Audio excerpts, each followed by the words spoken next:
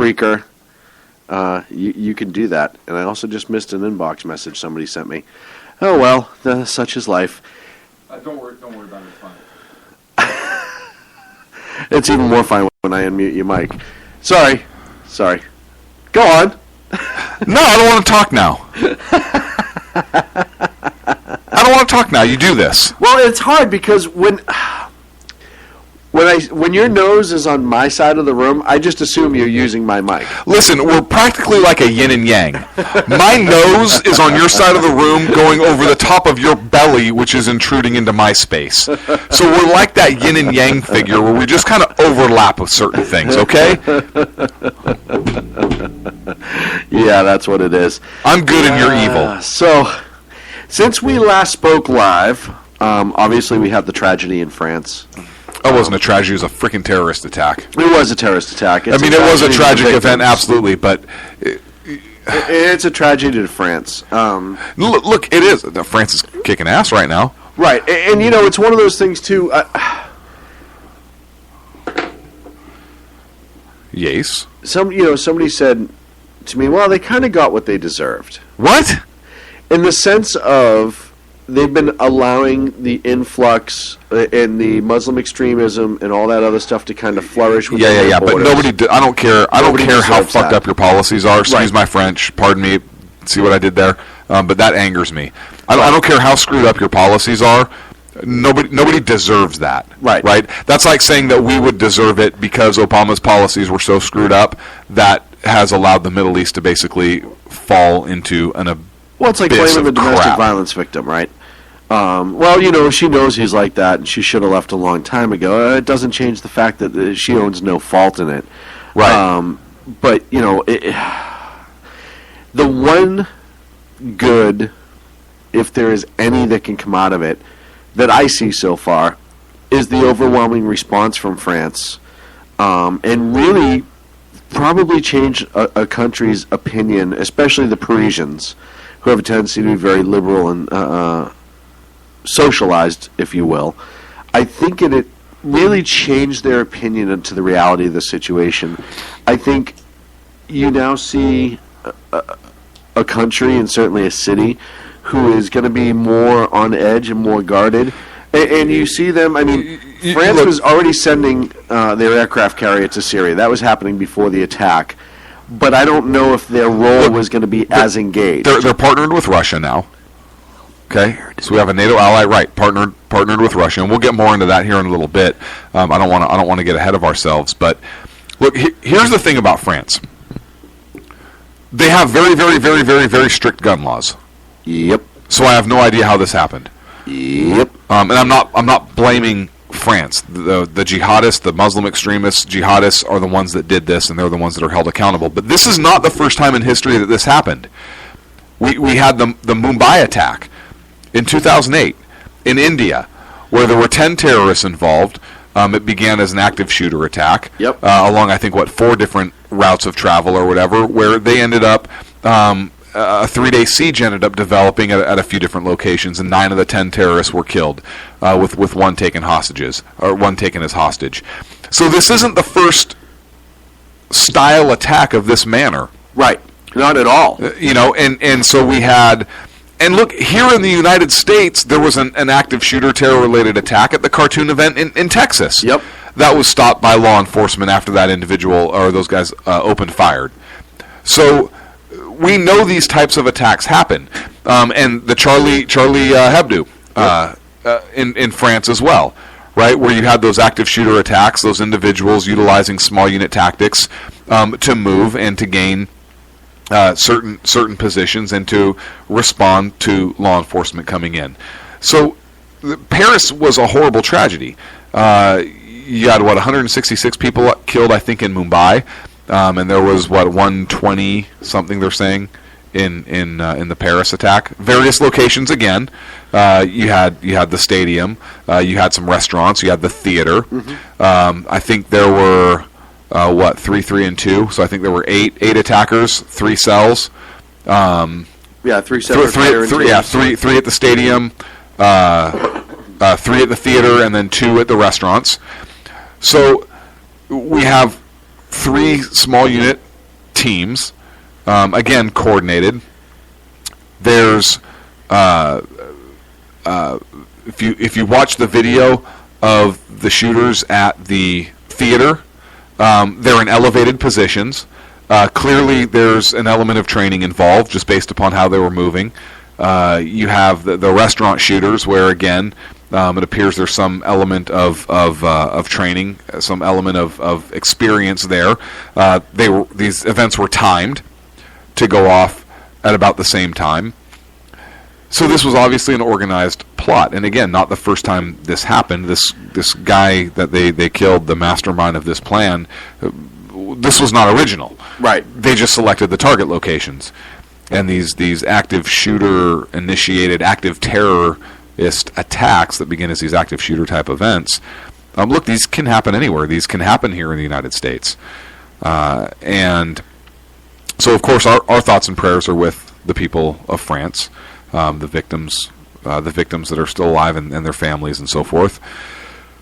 But look, we have to be prepared here in the United States, and this is kind of what I want to talk about. There was something else that came out this week, and I haven't seen a lot of play in the media, but given the optics of what's happening in the world, this is pretty important. You remember when the riots were going on because of the law enforcement, and they had that show of force in Ferguson, right? Yes. And you had law enforcement there with armored vehicles. Again, armor is defensive by nature. There are no offensive weapons mounted on any of these law enforcement vehicles.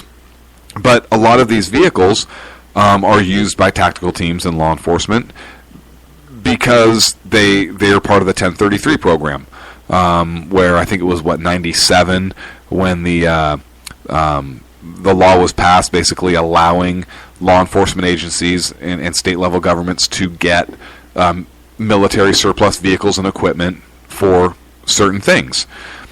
And these vehicles, a lot of the vehicles that they get surplus, look, these vehicles cost a lot of money. If you buy a Bearcat or an Oshkosh or something from the civilian market, and you need defensive armor for a tactical team or for an ambulance to get victims out under fire, which, guess what, folks, that's happened. Yeah. You get these vehicles for free under the 1033 program from the federal government that are surplus. They're no longer needed, or they order too many, whatever the case is. And after the Ferguson, when one of these vehicles appeared in the riots behind, Obama administration, after they pissed themselves, signed this executive order saying no more. And this week it came out, and the executive order is 13688. It was signed in January after the 2014 riots in Ferguson, so it was signed January of this year. The 1033 program was set up in 97, like I said before. And here's the thing. With all of this going on in the world, the story came out this week that the federal government is taking these vehicles away from the agencies that have them. Yes. Removing them. Yes. It's not even like asking them to return. No. We are pulling that out. So back in May, Obama said, quote, "We've seen how militarized gear can sometimes give people a feeling like there's an occupying force, as opposed to a force that's part of the community that's protecting them and serving them. It can alienate and intimidate local residents and send the wrong message. So we're going to prohibit some equipment made for the battlefield that is not appropriate for local police departments." So, keep in mind with everything that's going on in the world, and terror attacks have happened here in the United States. Yes. We just talked about the one in Texas. What about the one down the street from us here at UC Merced, where it seems like there's potentially a terror component to the edged weapon attack on campus? we can go to Fort Hood #1. Yep. We can go to the Oklahoma beheading. Yep. We can go to. There are instances here in the United States. So if we don't think it can happen here, guess what? Oh, It could. Chances are, will it? Hopefully not. But Right. could it? Absolutely. Does that mean because it might not, good chance it won't happen that we're not prepared for it? Of course it doesn't mean that, because I'm not paranoid if I'm right one time, right? Right. So now you have the federal government taking these vehicles. First of all, not the federal government's job to dictate how a local law enforcement agency is perceived by its local population. Guess what? Those residents may want their police to have that equipment. Right. And that's And that's a local issue. Right. And if they don't, Or a state issue. then the citizens in that community can change that. And we've seen that done in Davis, California. Yes. Now, oddly enough, a few weeks after they sent their armored They vehicle were back, they needed it. Begging for one Yes. and had to wait an hour for it. Yeah, but they can do it. So, I want to kind of put this all together now. So much attention is paid to these terror attacks that are happening in France and so forth, and the big terror alert that came down. But then not really, because everybody should travel and everything will be fine. And we can get to that in a little bit if there's time. But now we have these vehicles being pulled, and law enforcement agencies are not happy At all. And here is the big part. First of all, we've already talked about armor being defensive in nature, and we've beaten that to death. SWAT teams answer to their local agencies, to their local elected officials, at whatever level those teams are. These aren't federal teams. These are state teams. These are county teams. These are city teams that are answerable to those elected officials at those levels that understand the needs of their community. Who is going to respond to downtown New York, Sacramento, Los Angeles, San Francisco, any town, USA, when a small lone wolf cell of violent extremists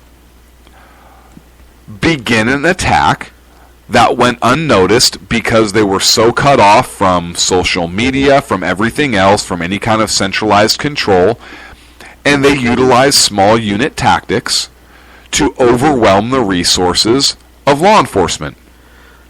Because guess what, folks?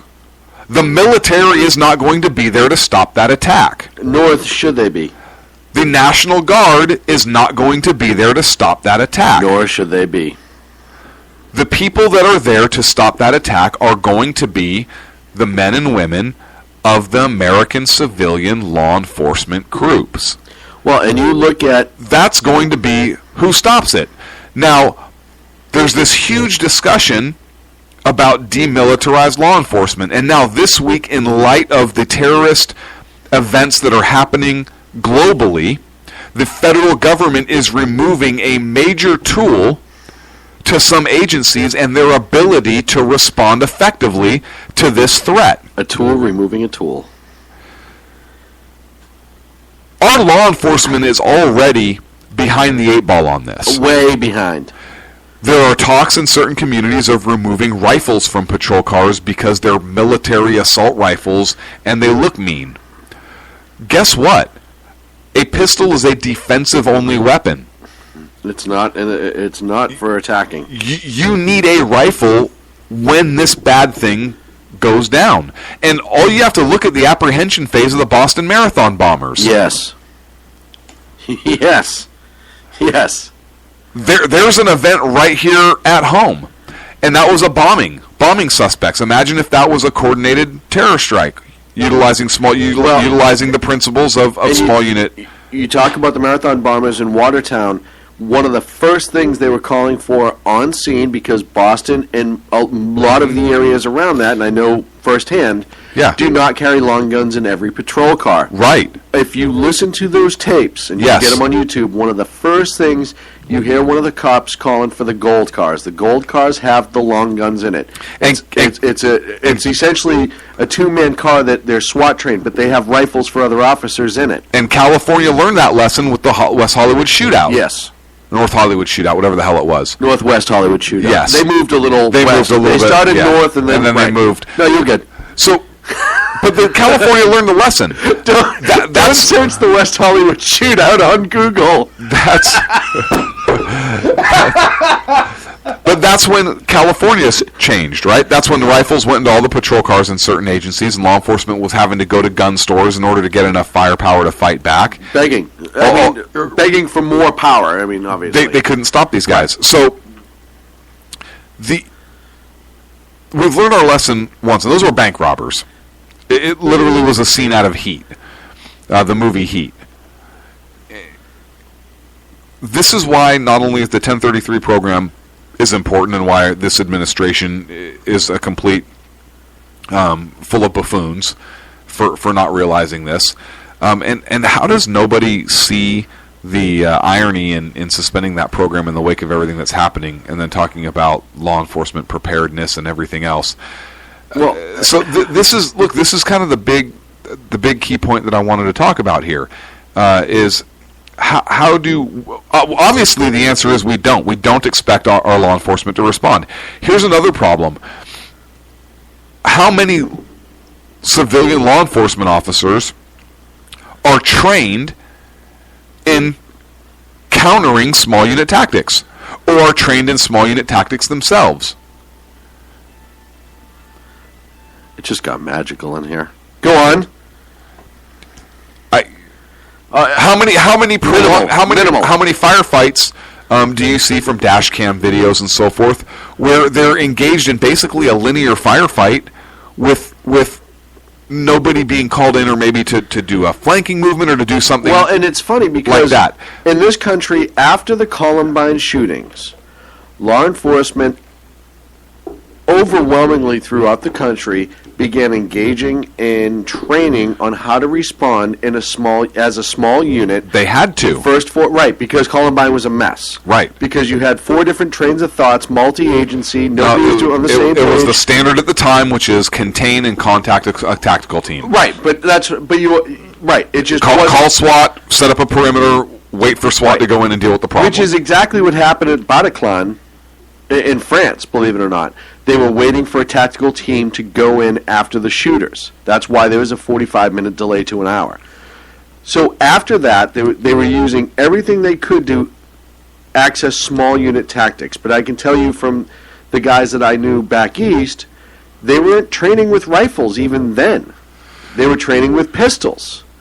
And as you pointed out earlier, a pistol is merely a defensive weapon. Mm-hmm. So to turn around and try to make an offensive engagement to an active terrorist with a defensive weapon at long ranges, who have the advantage with rifle, and as we saw in France, many of them are going to have battle training that they got in Syria and either engaged in fighting or engaged in a hell of a lot of training. Right. And under the influence of narcotics, because most of them are high on stimulants before they commit these terrorist attacks. Look, so you have the active shooter tactics you're talking about. Law enforcement is actually able to go in and they're utilizing those type of tactics in an indoor setting for the most part.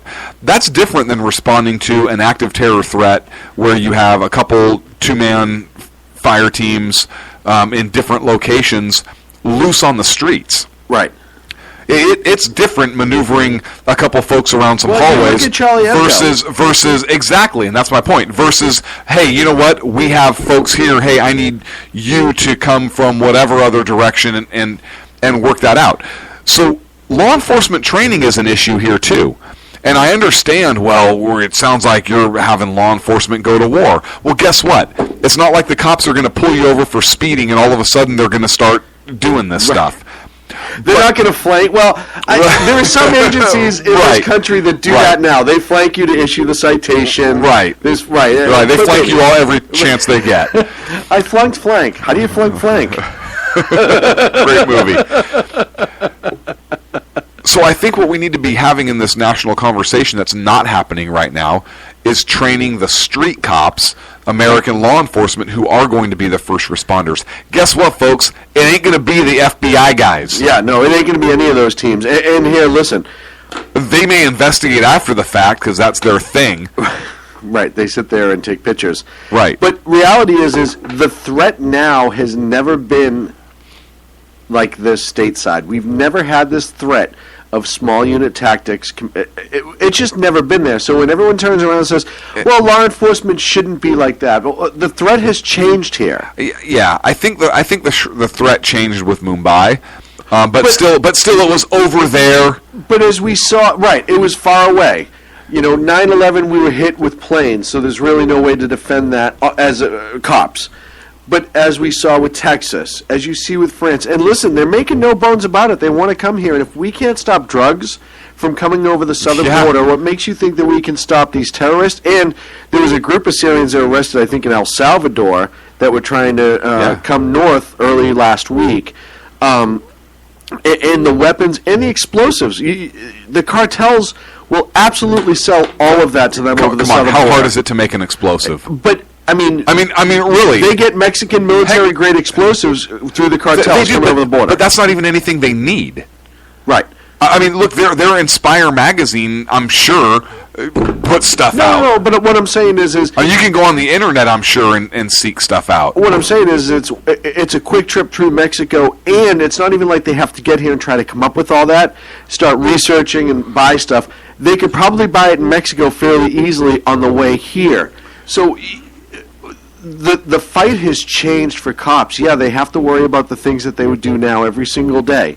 But the simple fact is... And worry about getting people complain on them. Right. And one of the things that we saw in the France attack, they timed it to draw resources back and forth and spread them as thin as possible. Yeah. They knew the president was going to be at that stadium, and they did a very light attack up there, and they did it 10 minutes before everything else to draw as much resources as they can. And then what happens is, when they go to downtown Paris and they start shooting and everything, you have pandemonium throughout the streets. People that run in, driving, trying to get out of the city. That now delays law enforcement from responding. Charlie Hebdo attacks. You saw an unprepared police department arriving to deal with that, right? You had the first cop on a bike show up to the shooting without a gun. Because they have unarmed law enforcement in some sections. Because guns are bad. You had another cop who walked up with a pistol with about a second and a half, was down. With a two-man team. With a two-man team, right. That was just a two-man combat fire team. They used cover, concealment, they moved together. They had one staying near the car for the egress. I mean, they were ready to go. So that threat is on its way here, and we have It's here! Well, you know what I mean. You're right, it's here. But we have to get to the point where we have to stop worrying about what looks scary in this country and start dealing with what's actually friggin' scary. Yes. And it's not going to be, like New York City just graduated a whole bunch of people to their special units team. I think it was another 75 people. And and this is New York City. De Blasio is the mayor. Right. And they're saying they're adding another 150 because they got to bring their numbers up. Here's a little hint. They're probably not going to... by the way, New York City is where that guy, the Pakistani guy a couple years ago, failed to launch the propane bomb. But they probably won't do a two-man fire team in downtown Times Square. Why? Because there are cops everywhere. It's going to be at a shopping center in the Midwest. It's going to be at a kid's soccer game or a high school football game. It's going to be somewhere that we don't... Or another major sporting event. Or another major sporting event. Look, here, and I want to be very clear. I am not advocating law enforcement running around in full tactical gear and making traffic stops in armored vehicles. And as funny as that would be, as hilarious as that would be, and everybody is at gunpoint. I am not advocating that at all. The only thing that I am saying is our federal government is idiotic for stripping American law enforcement with the resources that are available to them right now that enhance their ability to respond to that threat. And our officers should be trained and equipped to deal with and have the tools to deal with that threat in order to employ that when the time is right. Now, I know we only have 3 minutes, but Dan brought this up earlier in the chat room, and I agree. Dan Butcher, Pundit Press.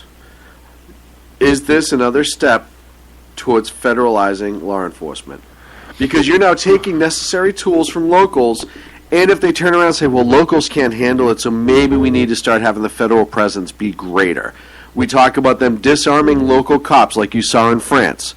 And almost like Mexico, where the federales are the ones who really respond for all the bigger things. Look, it could. I mean, how many agencies are already dependent upon federal grants and federal funding for certain things? You look at the TSA. Why does the TSA have Viper teams on trains, and why do they say their jurisdiction is all things transportation? Okay, so you're going to monitor my Nikes?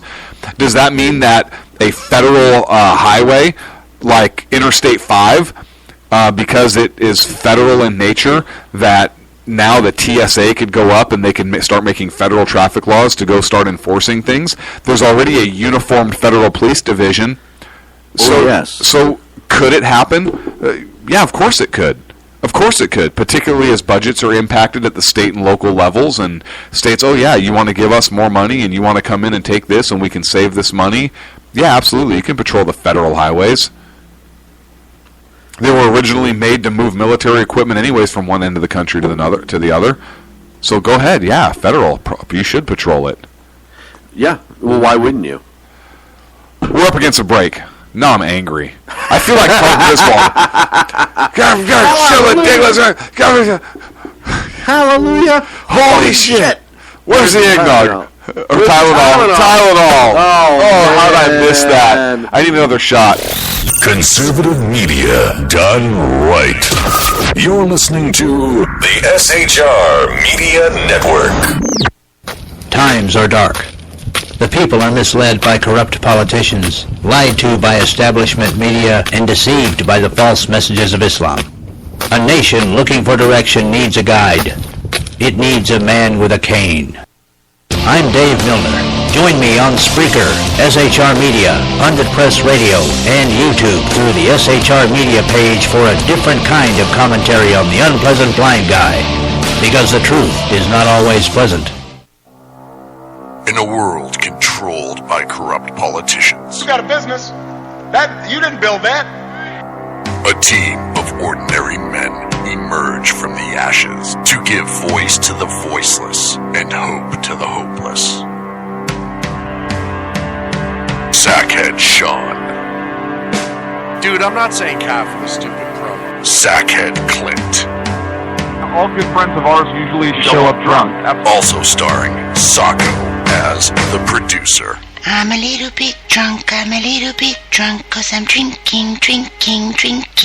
They are the Sackheads Radio Show.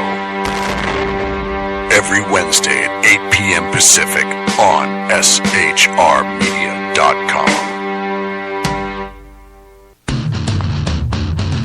Hey, it's Jersey Joe from Reaver of Common Sense, and we have moved to a new night and time. Every Wednesday night at 8 p.m. Eastern Standard Time on shrmedia.com, you will catch the Reaver of Common Sense uncensored, unfiltered, and only on shrmedia.com.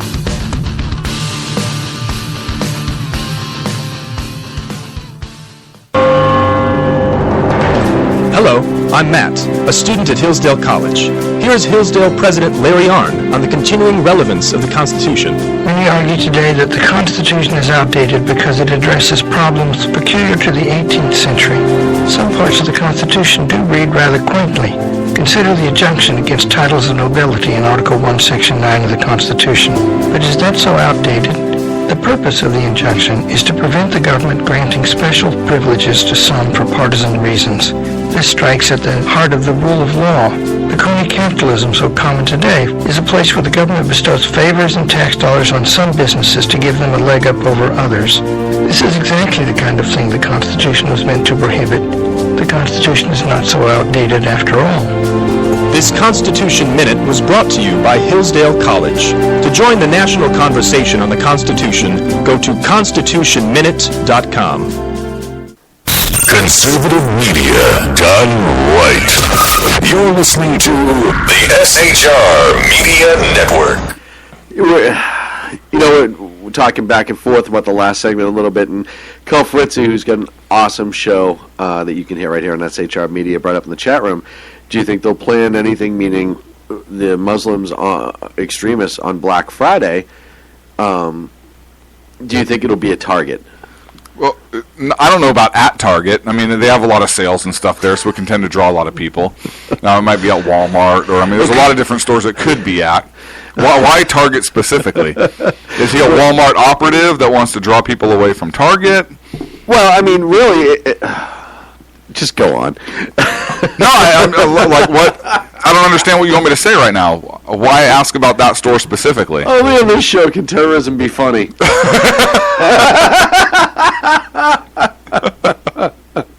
But it's not, but it is. Oh, man. So moving right along. Do you remember? Okay, here's what I want to see happen. It will never happen, but here's what I want to see. Do you remember the old Looney Tune and the old World War II Looney Tunes and the old World War II Disney cartoons that depict like the Japanese and the Germans? Oh, yes. Most of them are banned. Good luck finding them. You can find some on YouTube. But I want those to come out now for like the jihadis. Like Bugs Bunny fighting the jihadis. Well, they had it, right? Do you remember Yosemite Sam with Bugs Bunny? When he was somewhere in the Middle East, he was wearing a turban and riding a camel. Oh, yeah. No, and wait, do you remember the Ray Stevens song, Ahab the Arab? Yes. But I want, like, the Looney Tunes, because we're at war again, right? I want wartime propaganda cartoons showing that. How much hate mail is that going to generate? You can send all hate mail to Sacco. At shrmedia.com, because it still works. Oh, man. He doesn't, but his email does. Agador had a great follow-up why it would be at Target, because they do discourage gun owners from carrying inside. Ooh. So, you know. That never stops me. So let's move onward and upward, if you will. So onward and upward. So we have the Russians. They're flying strikes in Syria. Yes. Along with, and France is involved with them as well, theoretically to fight ISIS. And I'm going to let you talk about this segment, because you actually talked about it before and called it. Yeah, I did actually. Doesn't happen often. A couple weeks ago, we were talking about the Turks on air patrol being lit up via radar. It was like a month and a half planes. ago, 2 months ago, something like that. And they held tone on the Turkish aircraft for about 4 minutes, and it was a Russian. I think it was a Su-34 Sukhoi. And it was like Goose. He's just screwing with them. He's just trying to piss us off. He's fired by now. And so they were warned after the fact. Turkey made it very obvious that any more. Did you just almost call it Turkmenistan? Turkmenistan. The Ottoman Empire made it very, very, very clear and obvious that, hey, you do this again, it's going to cost you.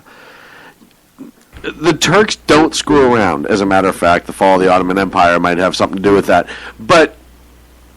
And they have the equipment. What's Italy's excuse? Sorry, go on. Moving on. We saw that with the Syrians last year, where they blew a Syrian plane out of the sky that crossed over. Really, it's definitely something to be concerned about. And I said, and everyone said I was crazy for saying this, but I said, I didn't. Next time this happens, you're going to see the Turks knock one of their planes out of the sky, and it's going to escalate this situation ridiculously. Yep. Absolutely ridiculously. I remember when you said that.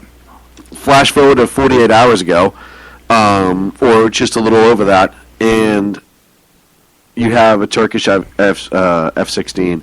Two of them, right? Two of them. Fire on a Su-24. Su-24 bomber. It's practically the B-1. Or the F-111. Yeah. It's practically the F-111. Well, yeah. They designed it after that we had our F-111. But I digress. That's neither here nor there. They just had to steal our technology again. Allegedly crossed into Turkish airspace, in which they were shot down. They were engaged and shot down. One of the pilots, the pilot, right, was captured and killed. Right, the Rio landed safely, was turned over to Syrians, who turned him over to the Russians. The pilot was captured and killed, and allegedly, there's stories out there that as a Russian Mi-24 helicopter was going to retrieve them, it was shot down by rebels on the attempt, or shot at. So it's definitely a scary situation that's about to get worse. And the Russian aircraft, I believe, crashed on the Syrian side of the border. A couple miles in. Right. Yeah, that's, a couple miles when you're at 30,000 feet going 500 miles an hour is nothing. No, it's not. And I'm not saying that it is, but I'm just saying the wreckage did end up on the Syrian side of the border. Right. Now you have Russia. They're moving a missile defense system into place, which is going to be deployed along the border there at their air base. Immediately. To defend and this is a state-of-the-art system. Like, this is... Yeah. No, the 400 system is no screwing around. It's a SAM system. I think it's good up to 72,000 feet.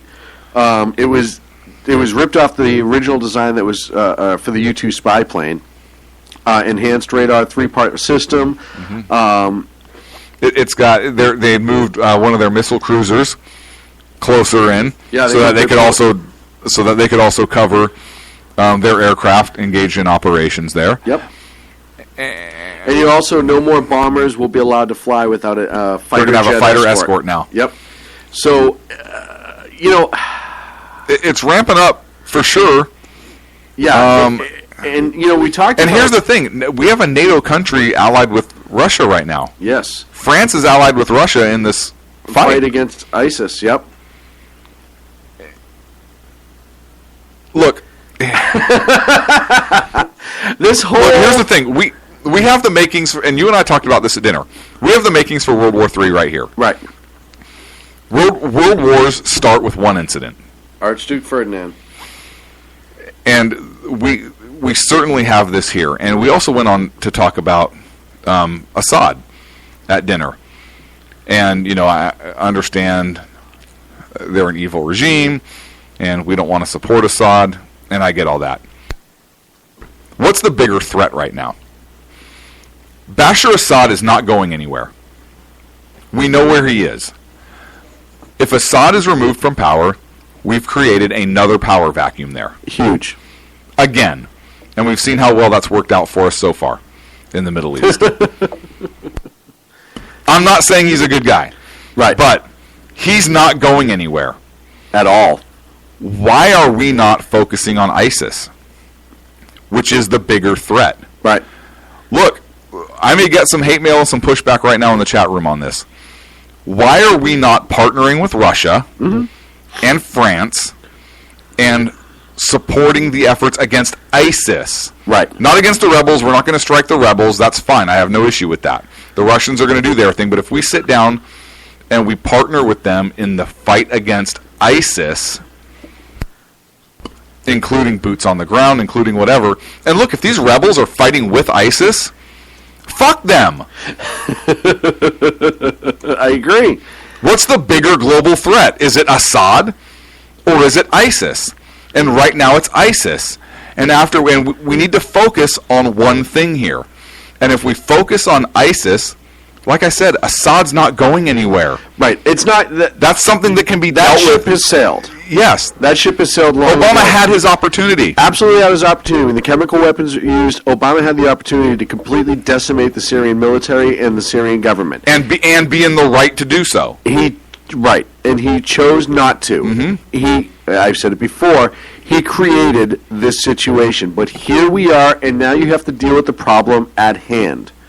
The problem at hand is ISIS is the much bigger threat, and the town, the head of they call it a caliphate, I call it assholeville, Raqqa needs to be rocket off the friggin' planet, and it needs to be 24/7, 365, just bombs, and we need to do it in a rotation. We needed to do and we talked about this months ago. Yeah. In collaboration with the Russians. Listen, I'm no fan of Putin. No. I am no fan of Assad. No. But, like you said, the biggest threat in the world right now is ISIS.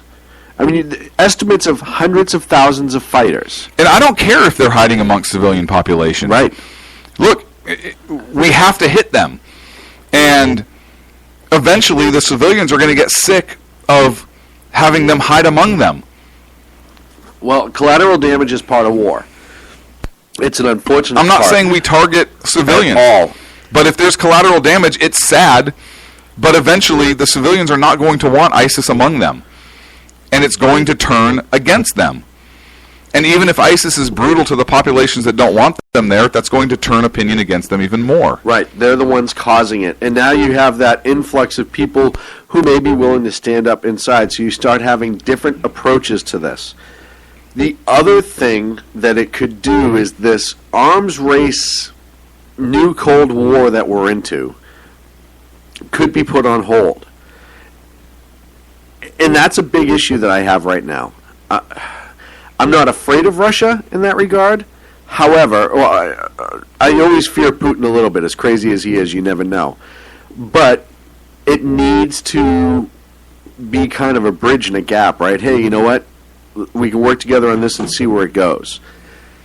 If we don't start talking to Russia and we don't start talking to Turkey and say to Turkey, hey, back off a little bit. And I agree. Listen, I know we disagree as to whether or not they should or should not have from a political point of view. Yeah, look, and to give some insight into what you're talking about with that, at dinner I made the comment, I said, look, Turkey absolutely has a right to defend its airspace. No question, they have a right to defend their airspace. But could their response have been different? Could they have their F-16s shadow? If nothing was locked up, if that Su-24 was not locking anything up, and it was flying in their airspace and it was en route to another target location, they could have shadowed them out of their airspace. If something was locked up, hey, I get it. You got to shoot them down. And yes, you have a right to defend your airspace. Please do not take what I'm saying as saying that Turkey shouldn't defend their airspace or they don't have a right to do so. But they could have escorted that bomber out. It's a solo bomber. There was no fighter coverage. They could have escorted it out, particularly if the incursion was not great into their airspace, and then handled it along other channels. But they chose to take action, which is their right. Right. Whether or not... Was it the best action? I don't think it was the best. Was it the most prudent approach at the time? Right. I don't think so. Did it send a message to Russia? Well, of course it did. Well, and I said... Of course it did. Russia could construe this one of two ways, right? We know Putin understands power. He rules by power. He could look at this as in, all right, let's stop screwing with Turkey because they're obviously not afraid. And there's that power versus power respect, right? Or is it going to be the Putin, hey, you know what? We're going to take a couple of yours now. And it's going to grow exponentially over time. And time will tell. You know, the Russians released a statement essentially saying, hey, this is what it is. We're very angry with Turkey. We're going to deal with Turkey as government to government, and it's not going to cause an escalation. But we know the Russians say a lot of things, and that doesn't necessarily mean it's going to be true. You know, like you said, Turks is a NATO country. And if Russia decides to get retribution and Turkey tries to invoke NATO, we could have a serious issue on our hands. Now, you could say that NATO doesn't necessarily have to honor it. I could even see NATO doing something crazy like kicking them out before, like destroying their ties to NATO because they don't want to get involved. But this is kind of the web we weave, right? And this is kind of the web NATO weaves. You know, to have a country be a part, and I'm not saying Turkey's a wild card or bad people. I'm not judging Turkey, but when you have a group like NATO, which is supposed to be the good guys in our opinion, and something like this happens, which is a lot different than a rocket from Hezbollah landing in Israel, you start to have problems. And at what point is Turkey looking for the fight? And at what point is Russia willing to respond? And you have to start weighing things back and forth. Now, the other part that comes to mind immediately is, okay, so Turkey tries to invoke, let's say Russia strikes at the airbase those planes came out of. Turkey tries to invoke, NATO says no. What's the point of having NATO? Because as much as I don't agree with how we got there, the simple fact is, well, number one, why is Turkey in the North Atlantic Treaty Organization? That's neither here nor there. the fact that we got there shouldn't count. What counts at that point is, does this mean NATO can now pick and choose who they're willing to defend, and they're almost turning into another UN, right?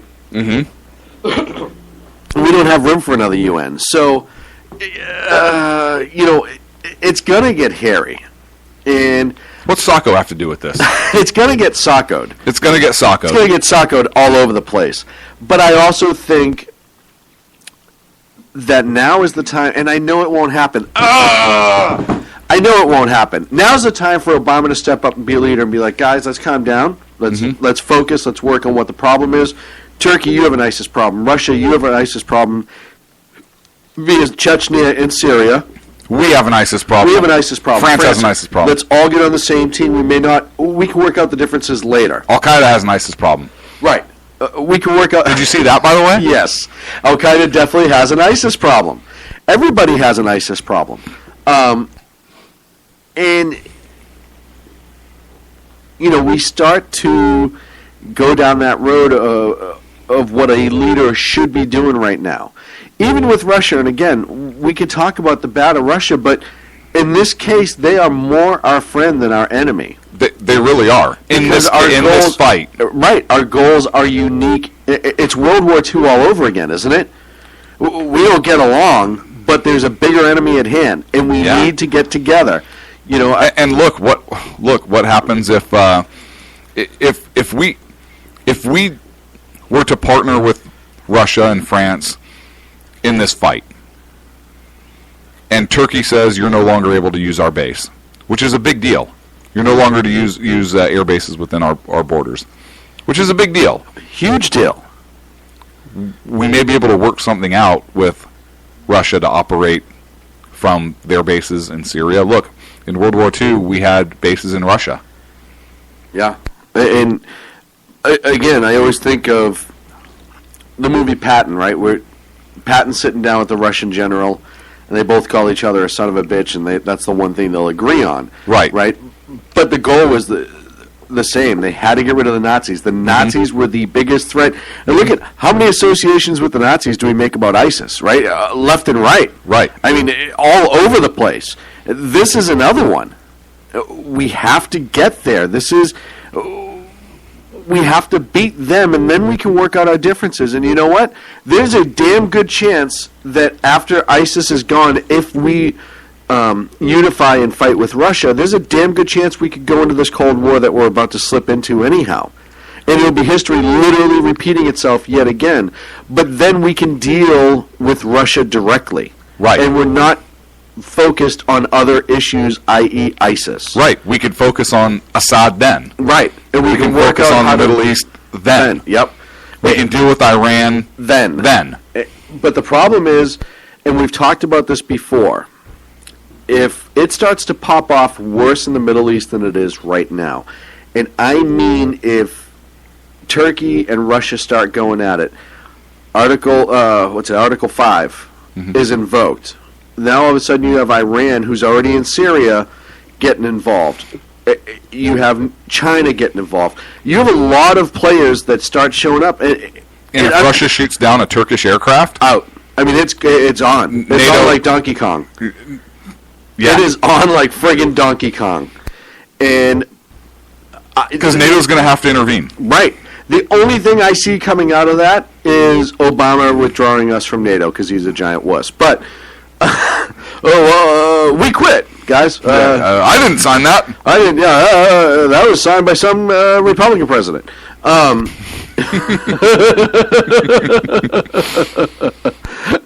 So, we are down this road, and it's very, very scary. Now, this is where NATO should also be stepping up. And instead of having a meeting, the heads of NATO should be heading to Turkey or finding a third country to meet with Russia and Turkey and having a conversation. And essentially saying to Russia, hey, yeah, you know what, it probably wasn't politically prudent for them to blow this plane out of the sky. You probably shouldn't have flown into their airspace. For the second time. Right. They probably could have gone about this, maybe fire a shot across his nose. I said across his nose, you idiot, not up it. Right. Not up his ass, by his nose. But you're playing with fire. And if this escalates... I see what you did there. Plane, fire, went down. Right. If this escalates any more Syrian than it already has, Right. we're going to have to get involved. And we don't want to do that. And now we're going to be fighting ISIS and Exactly. Russia, or we're going to lose focus on ISIS, and the shift is going to move away from ISIS altogether, and it's going to be a conflict of NATO against Russia and its allies. Right. And ISIS is going to continue to grow, and that's a problem. Right. Obviously. And there's going to be no way out at that point. Because if NATO gets involved, there's no... I mean, I don't see Russia striking ISIS and... No, we're in trouble. Yeah. We're in so much trouble. I'll tell you right now, if there is another incident, knock on wood that there isn't. If there's another That was your incident, head. Hey, well, somebody had to do it. I really think that you will start to see Iranian aircraft all of a sudden patrolling over Russia. I think you'll start seeing Iranians using maybe some Chinese equipment over Russia. Syria, rather. Would Russia say, well, we need to establish air superiority over Turkey? Yeah. We would, or over part of Turkey? Yeah. And then we would have to come to Turkey's defense, or somebody will, and start flying. And it's literally, you're rubbing two sticks together. Mm-hmm. And it's only a matter of time. And I'll tell you, I don't know which way Putin will go with this. I really don't. And I've been following him a long time. I know he's an old KGB operative. I know he lives by power. I know who Putin is. But he's also savvy. Mm-hmm. He's very, very savvy. And he's also looking to make friends with some countries in that region. And he's also not going to be pushed around. Right. But if he sets up the air defense and kind of draws the line in the sand, which he will actually not allow to cross, unlike Obama, if he draws his red line and it's never crossed, he could turn around to the other side and be like, hey, look at even with Turkey. Yeah, they blew a thing out of our sky, and if they'd done it again, we would have knocked them down. However, I knew the biggest problem at hand was ISIS. And now in your country, I want to come in and help fix the ISIS problem. I told you with Egypt and the plane downing in Sinai, he is trying to spread, he's trying to just ooze everywhere he can. And he will do that. He's filling the void that we left. Right. And, you know... Good job. So that is something that I fear, and he may not do things overtly. Now, do I think that the next couple of weeks there's going to be a couple of suicide bombers inside Turkey? I absolutely do. And they may fall out of an airplane. They may parachute to the earth. They may not be alive before they hit there, but the timer will be just right. But I don't think you will see a uniform... I mean, look at Crimea, right? Prime example. Crimea is a great example of how he knows how to sidestep things. He will not send an actual occupying force in because that would be illegal, and that would create a bigger problem. I think the bigger threat would be a Turkish aircraft being shot down. Oh, absolutely. Absolutely. But, you know, but I'm using that as the example. He was able to get it done without actually having the Russian military go in and do it, even though we all know, and to this day it drives me crazy, but we all know that it was the Russian military. Yep. Everybody knew it, and they've proven it time and again with geolocating on pictures of these guys. It's the airliner that was shot down, ML-24, Malaysian airliner, you know, we know that came from Russian equipment. We know the Russians were operating that. We know. But he knows essentially where the legal test is, and he's a KGB operative. He's sneaky. People are going to die, and nobody's going to quote-unquote know who did it, or at least be able to prove it. I look back to his political opponent, who was gunned down, and then the three guys who were arrested, who were probably just patsies at the end of the day, you know what I mean? But he made it work. Why? Because it was a threat to his power. So I don't think Russia will go in there and dropping bombs and blow a Turkish plane out of the sky, but I definitely think you'll see the amount of suicide attacks increase in Turkey shortly. He might.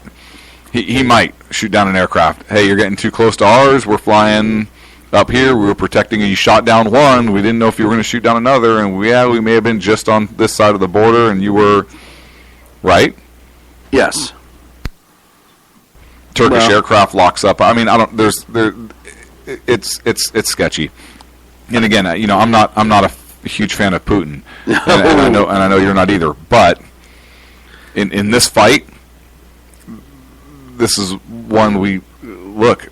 Putin's kind of taken the lead, at least publicly, on the ISIS fight right now, particularly in Syria. He may be putting the smackdown on Turkey real soon. You never know. You never know.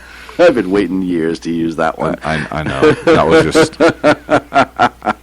was just horrible. And you know what I want to know, honestly? I brought up the UN earlier, but where the hell is the UN in all of this? They want to stay the hell out. Exactly. The last thing they want is a whole bunch of blue helmets running around like idiots. Wait a minute. Oh, yeah. Yeah, this is amazing to me. I just think it's funny what they're willing to at the UN start throwing their quote-unquote weight around with and opening their big, fat, stupid mouths. Yeah. And then shit where they actually need to be involved, if you will, according to who they are and how important they think they are. Mm-hmm. And where you expect blue helmets to start showing up, it's nowhere. Yeah, why aren't blue helmets fighting ISIS? Yeah, why aren't blue helmets even if they're just defending the people of Raqqa? Because they're petrified, and they know that ISIS will kick their ass, yeah. So they're not going to do it. It's not like they can fight like the Kurds can. You want to send a military...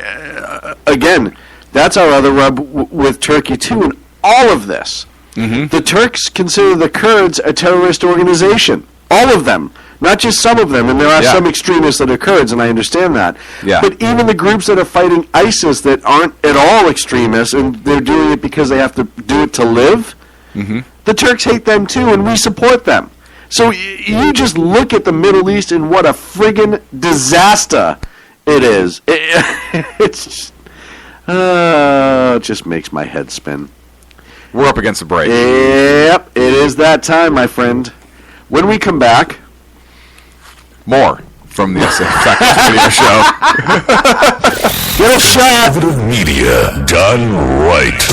You're listening to the SHR Media Network. Times are dark.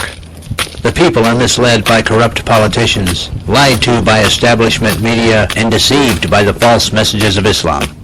A nation looking for direction needs a guide. It needs a man with a cane. I'm Dave Milner. Join me on Spreaker, SHR Media, 100 Press Radio, and YouTube through the SHR Media page for a different kind of commentary on the unpleasant blind guy. Because the truth is not always pleasant. In a world controlled by corrupt politicians. You got a business. You didn't build that.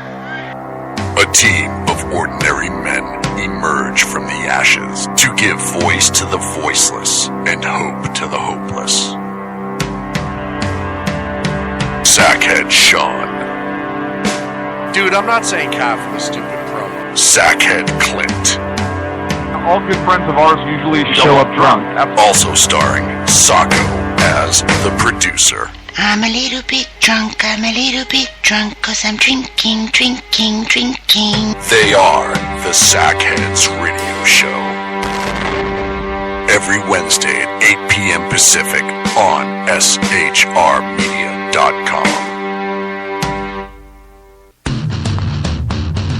Hey, it's Jersey Joe from Reefer of Common Sense, and we have moved to a new night and time. Every Wednesday night at 8 p.m. Eastern Standard Time on shrmedia.com, you will catch the Reefer of Common Sense uncensored, unfiltered, and only on shrmedia.com.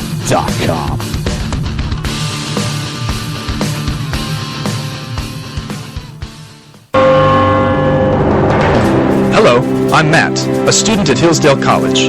Here's Hillsdale President Larry Arnn on the continuing relevance of the Constitution. Many argue today that the Constitution is outdated because it addresses problems peculiar to the 18th century. Some parts of the Constitution do read rather quaintly. Consider the injunction against titles of nobility in Article 1, Section 9 of the Constitution. But is that so outdated? The purpose of the injunction is to prevent the government granting special privileges to some for partisan reasons. This strikes at the heart of the rule of law. The crony capitalism so common today is a place where the government bestows favors and tax dollars on some businesses to give them a leg up over others. This is exactly the kind of thing the Constitution was meant to prohibit. The Constitution is not so outdated after all. This Constitution Minute was brought to you by Hillsdale College. To join the national conversation on the Constitution, go to constitutionminute.com. Conservative media done right. You're listening to the SHR Media Network. And welcome back to the Sack Kids Radio Show live on the SHR Media Network. Thank you so much for joining us here in the last 30 minutes of the show, the funnest 30 minutes usually. Why? Because it's when the alcohol is really starting to take effect. Now, pardon me. So, we got into the whole Russia, Middle East bombing things to just Turkish airspace debacle.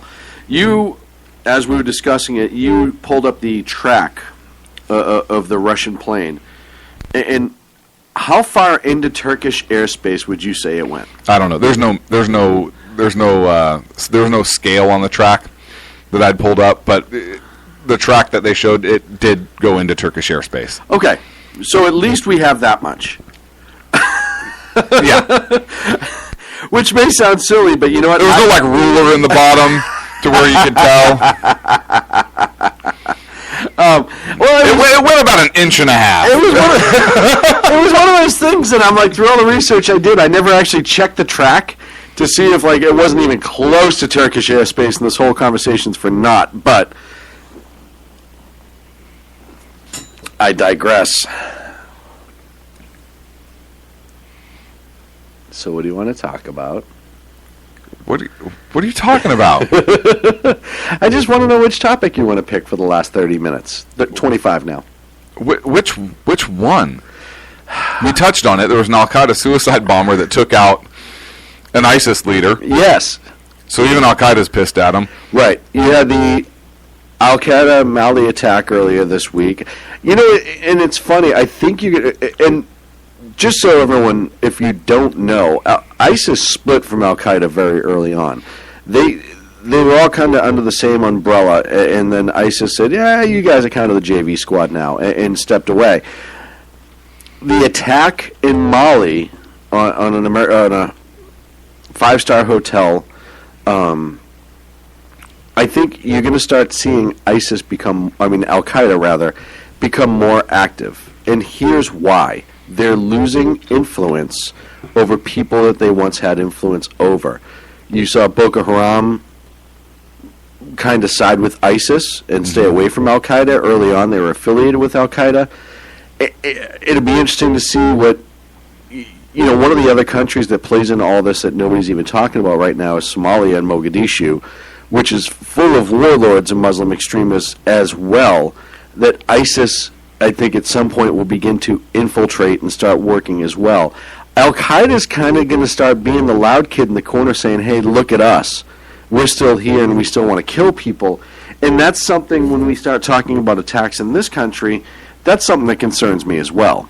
Because you now not only have ISIS threatening attacks, and in my opinion has the ability to do so, but you also have Al-Qaeda who's looking for that recognition again and trying to stay present and relevant, current, yeah. And relevant. And I know that kind of sounds weird, but it is kind of a Kim Kardashian, hey, look, I need the camera on me type thing. These people exist because they scare people, and they only gather their support when they're doing things that are noted by media and in public, hence the Mali attack. So I think that's something, too, that we're starting to really kind of lose sight of. Like Al-Qaeda is so last week, if you will, and everyone's giving ISIS attention, that I think you're going to start seeing Al-Qaeda start being more bold about what they do.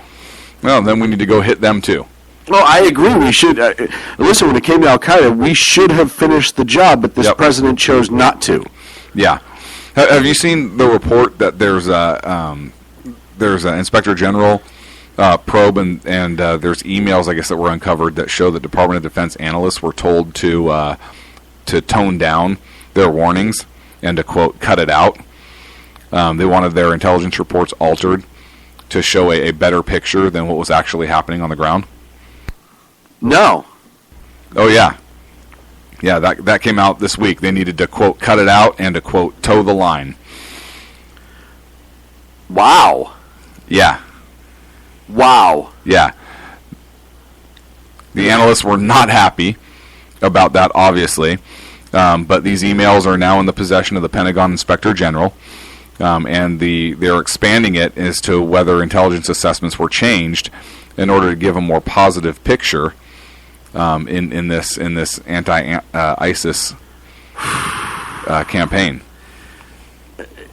It's amazing,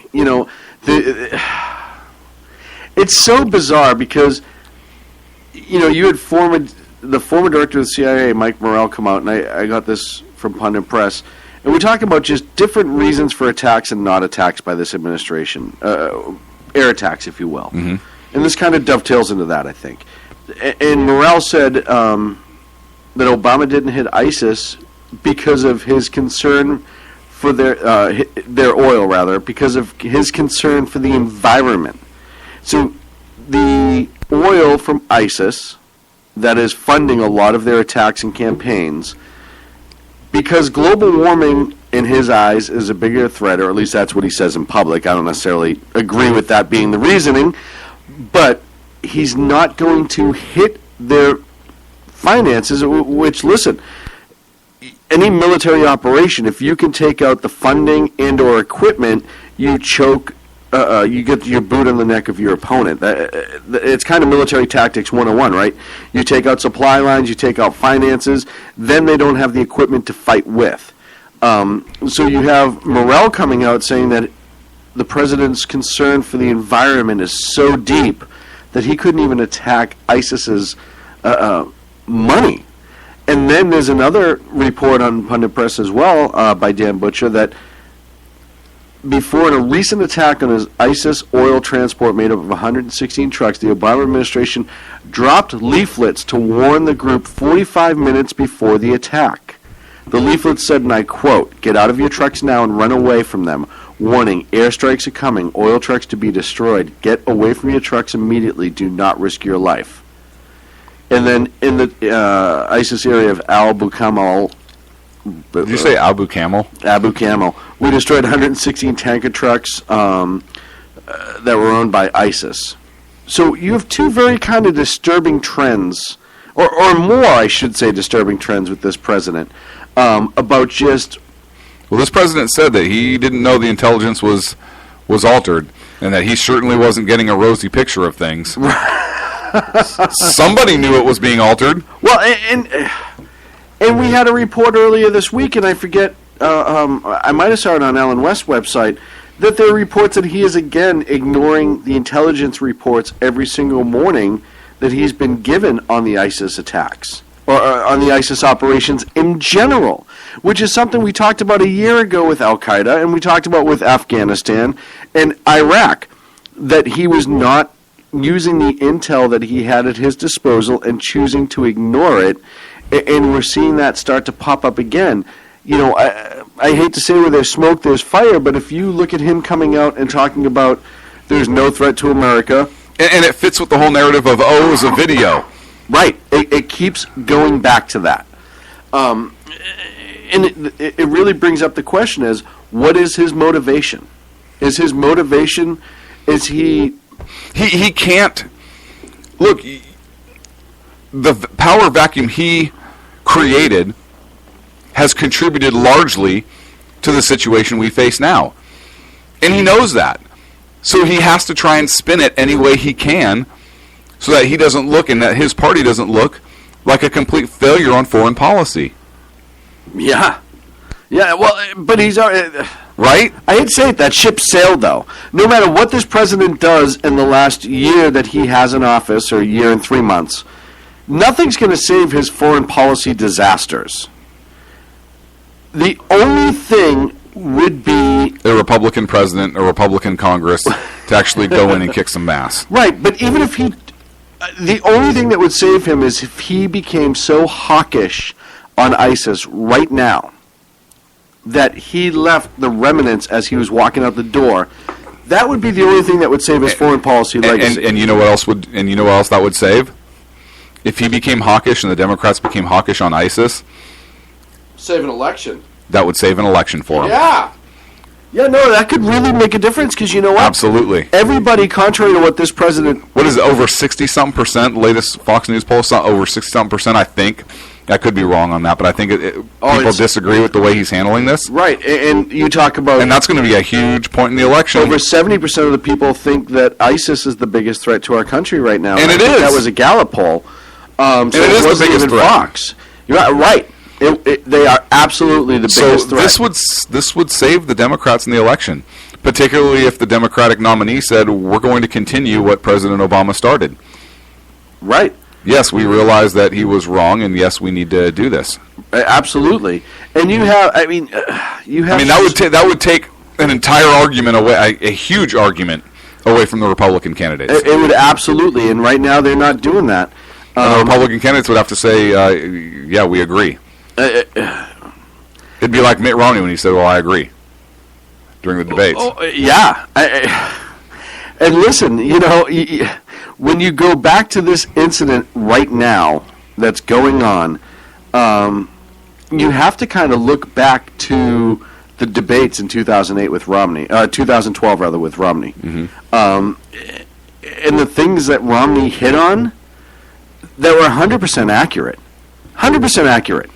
He brought up Russia. The 80s called. They want their foreign policy back. Yeah.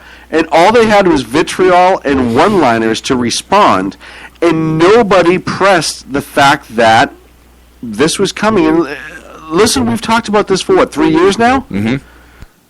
4 years now with Russia specifically, and the rise of the Muslim extremism. It's crazy. And you can't tell me, listen, we're two idiots with an online show. It's not like there's not intelligence out there that we get that people in the White House don't. We're one idiot and a guy from Boston. But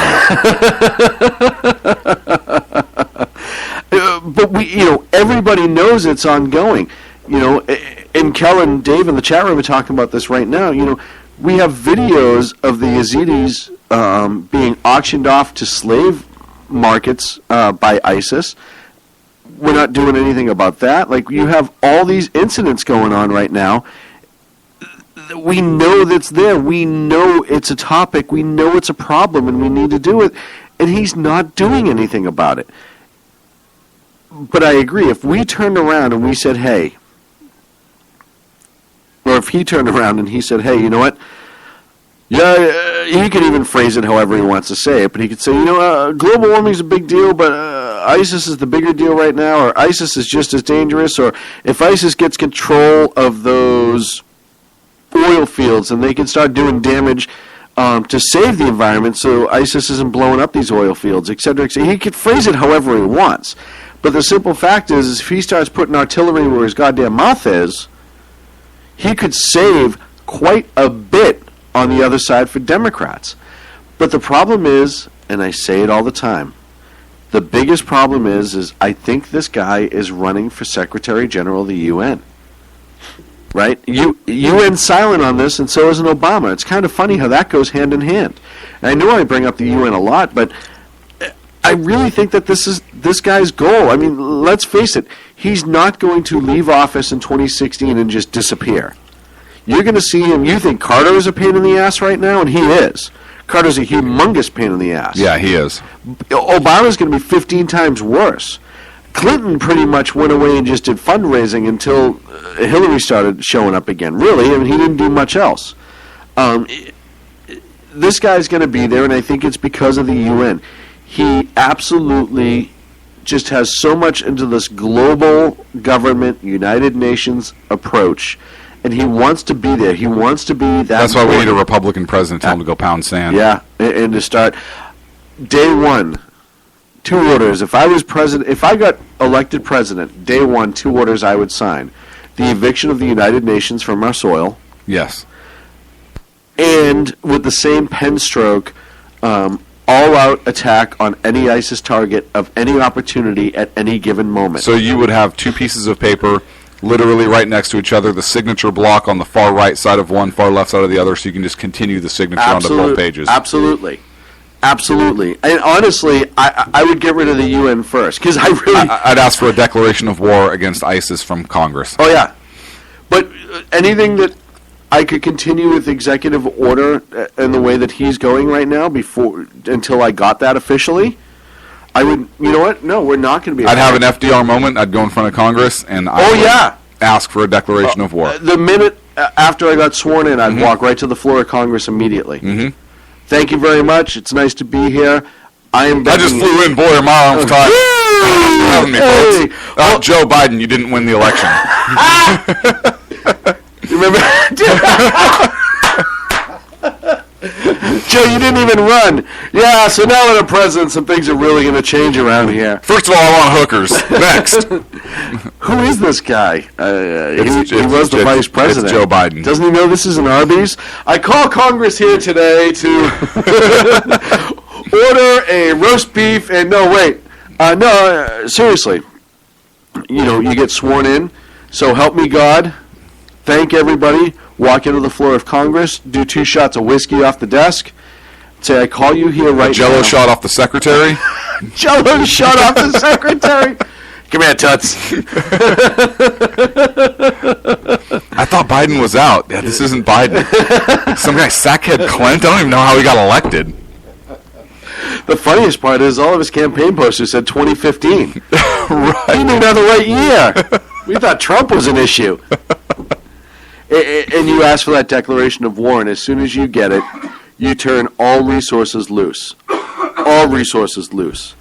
And if that includes calling up reserves immediately to start dealing with that, you do it. And look, I like Fiorina's idea of reestablishing the 6th Fleet. Oh, you have to. You know what, though? You're going to see every candidate. I know she talked about that. And I want to say Cruz talked about it a little bit ahead of times, too. Before Carly actually did. I think Cruz said that in an interview somewhere that our 6th Fleet was so needed to come back. I don't know, but she was the one who said specifically. But, right, she brought it up much more public. But you absolutely have to reestablish the 6th Fleet, and you have to get it underway right away and start making some changes. And then it's twofold, right? Because the damage you do militarily will affect it, but the fact that they know somebody who is not afraid to take them on is starting to come. They're going to start losing members quick, right? Because everyone says it all the time about this country, and you hear it left and right, is you don't want to poke the bear and wake it up. And it's not the American people, it's not the American people who are laying silently, it's our president. But if they commit an act that is so heinous, which is why I don't think you'll ever see a humongous attack, because they're afraid to wake us. And they know that if even this president, if there's a major attack, it's going to be after 9/11. Every person in this country, even the Democrats and the liberals, will be demanding heads from ISIS be put on stakes on our shores, just as a warning to the others. We saw it after 9/11. I don't care how many uber-liberal friggin' Birkenstock, granola-eating sons of bitches are out there saying, I was against the war of Iraq because we... Bullshit. Yep. That was total bullshit. This entire country, ad nauseum, was demanding that something be done. You had people all over the place demand something be done. And something was done. You remember Congress singing out in front of Congress? You had just, what was the Iraq War Declaration? It was, like, I want to say out of the House, it was 90%, something like that voted for it. It was unbelievable.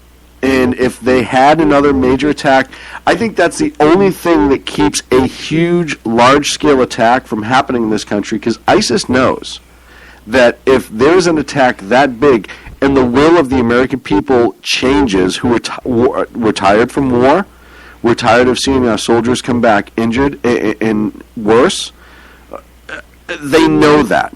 And so they're preying on that right now. They're hurting us. Travel is down this week. They're hurting us economically. They know if they scare people, they'll stay home. If they launch that one major attack and they wake up the conscience of this country to realize now that and unfortunately, this is how we respond in this country, right? Yeah. It's not a big deal until we're the victims. Even France, the attack on France, which it was horrible, but you know, right. France was our original ally, and I had to remind people a lot. The French, one of the reasons we won the Revolutionary War, They literally were resigning their commission of the French military. They were resigning their citizenship because the king at the time didn't want to have a direct war with France. So with England, so they had to resign completely and their citizenship to come over and support the Americans. Marquis de Lafayette was a volunteer. Absolutely. You had, and they loved this country so much that when Washington died, Napoleon called for a 10-day mourning period. Yeah. In France. So our relations with France, I understand the Parisians are Parisians. And I get that, but our relationship with France, we're kind of closer to them than we are with England, and we should be, right? That blood goes deep. The fact that the nation didn't respond angrily, as angry as I thought it should have, really bothered me. Yeah, we got the Statue of Liberty from the French as a reminder. Yeah, what did the British give us? Kel. Nothing. They burned the frickin' White House. Thank you. They gave us a bonfire. Right. Look, I want to get back to the Sixth Fleet real quick. Our Navy is smaller now, I believe, than it was since before World War I. Shorter?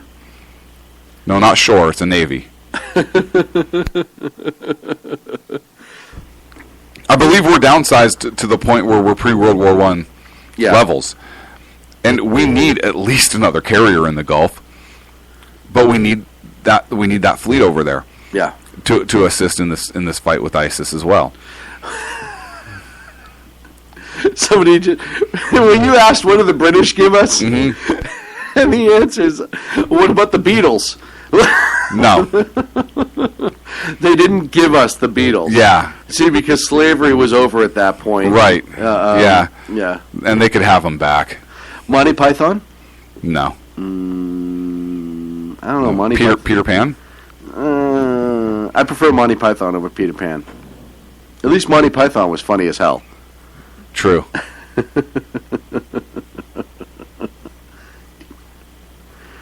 So, yeah. I think a T-bone is about to enter the studio. I think we're about to get T-boned. I think there's a T-Rex that's about to make its way. Now I got to watch my right side because he knows about the secret Batcave entrance. So I got to watch my right side now. Yeah, he is he's an honorary. He's an honorary sackhead. Betty Hill? No. They didn't give us Benny Hill? No. They could have given us Benny Hill. But they didn't. That would have been awesome, actually. Sorry, the Sixth Fleet. I got confused. You mentioned the Sixth Fleet. I don't even know where I was going now with that. Sixth Fleet being smaller. T-Bone! T-Bone's in the house. You want to say hi to the people, T-Bone? Nope. He said no. Nope, he's out. He's out. He just dropped the mic. It was the weirdest thing. He didn't even say anything, and he dropped the mic and turned around and walked out. Like he literally grabbed a mic off of your old desk. Oh, shit. This was a hell of a show. We had one topic on the big board of topics. And we didn't even get to it. Yeah. But we'll talk baseball next week. I mean, it's really that time of year to get into it again. A couple things just from our end. We'll be back next Wednesday at 11 p.m. on the East Coast. I will literally be parachuting into the seat. Yeah, I mean, if you hear a car crash through the wall, a la Peter Griffin and Family Guy, that will be Clint arriving to the studio next week. Yeah. I might have to be airdropped in. Might have to be. That would be awesome. I'd actually love it if you came through the window. I haven't done that in a while. No, you haven't. Not since the silo. Make sure you check out all the other great shows here on the SHR Media Network. The Unpleasant Blind Guy, The Exceptional Conservative, News and Commentary with Dan Butcher, RFB Radio. She's on our Spreaker as well as some of our live streams. You get it right here on SHR Media. Make sure you check out our good friends over at Pundit Press. Dan Butcher does an amazing job over there, and always a good read. And enjoy your Thanksgiving. I do have something, I want to share, and we do this every year, but I want to share a tradition that I have on Thanksgiving, and that is reading George Washington's Thanksgiving address. Kind of at the table. If you're not familiar with it, I encourage you to pull it up, take a look at it. If you are familiar with it, I encourage you to pull it up, take a look at it. It's something that I share with my family Thanksgiving time, and it's something that I believe you started as well. Yes, we did. We'll try to get to that tomorrow as well. Not going to be a standard Thanksgiving for my house, so gotta find time to do it. But and to our good friends in Canada, I just want to say, have a nice Thursday. Right. Enjoy your Thursday. Enjoy your Thursday, eh? Well, we'll be having Enjoy parades. your Thursday, eh? Well, we're having parades in Turkey. You guys have to work tomorrow, so have fun with that. It's one more reason why it's awesome to be an American. Right. For Sackhead Clint, this is Sackhead Sean wrapping up the show. We'll see you next week. Thank you so much for joining us. Have a great rest of your week. Conservative media done right. You're listening to the SHR Media Network. The best late-night conservative talk show in America. Sackhead Radio.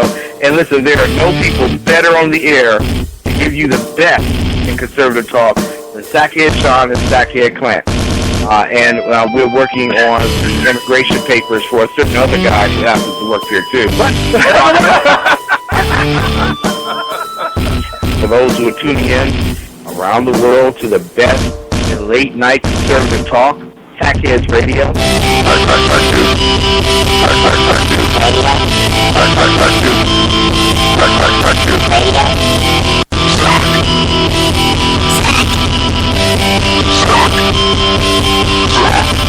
The best late night conservative talk show in America.